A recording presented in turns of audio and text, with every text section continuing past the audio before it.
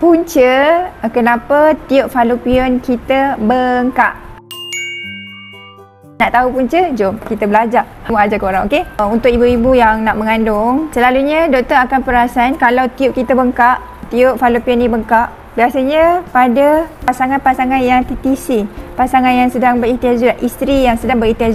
Ada daripada scan ke boleh tengok, ataupun ada buat test untuk tengok tiub tersumbat, contoh macam SSG ke, hipoksi ke, kan kita boleh nampak lah tiub tu tersumbat. Kenapa tiub ni tersumbat? Sini ada satu tiub halus tau, satu tiub dengan ada laluan halus dekat dalam tu. Contohlah lubang hidung lah, tengok istilah macam lubang hidung lah, dia ada satu track laluan dekat dalam tu. Kadang-kadang lubang hidung kita pun boleh bengkak kan, air banyak. Kenapa benda tu boleh berlaku?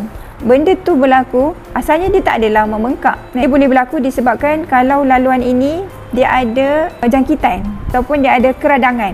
Bila ada keradangan dan juga ada jangkitan, dia boleh menyebabkan laluan dalam itu dia jadi merah. Dia akan boleh menghasilkan air. Kalau kita ada luka kat sini, bila kita jatuh, kita ada luka, luka tu dia akan berair bisa. Sama juga bila ada keradangan macam ni, macam ada jangkitan kuman, mungkin ada masalah penyakit kelamin, jangkitan kuman STD ke, jangkitan kuman TB ke, macam-macam lah jangkitan kuman yang ada dalam ni menyebabkan dia radang dan dia berair. Kalau kita tak nampak, kita tak boleh nak cuci, nak letak ubat semua tak boleh.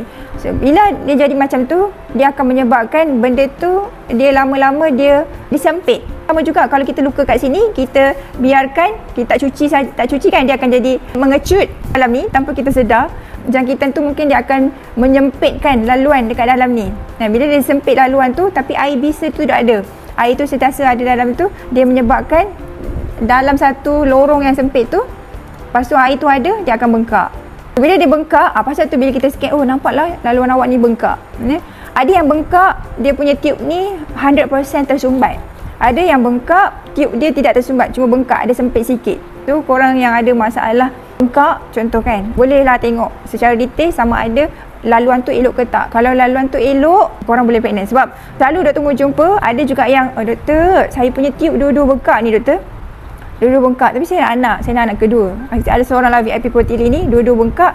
Alhamdulillah, dia berjaya pregnant. Korang yang ada masalah tiub bengkak tu, janganlah sedih. Lagi-lagi kalau sebelah je bengkak, kita ada sebelah lagi boleh fokus kan. Kalau sini bengkak, tak semestinya dia tersumbat. Kalau kita tahu punca kenapa tu bengkak, so maybe kita boleh buat rawatan. Contoh, kalau ada jangkitan kuman, kita boleh bagi antibiotik. Kalau contoh lain macam ada masalah endometriosis. Endometriosis pun boleh menyebabkan bengkak juga.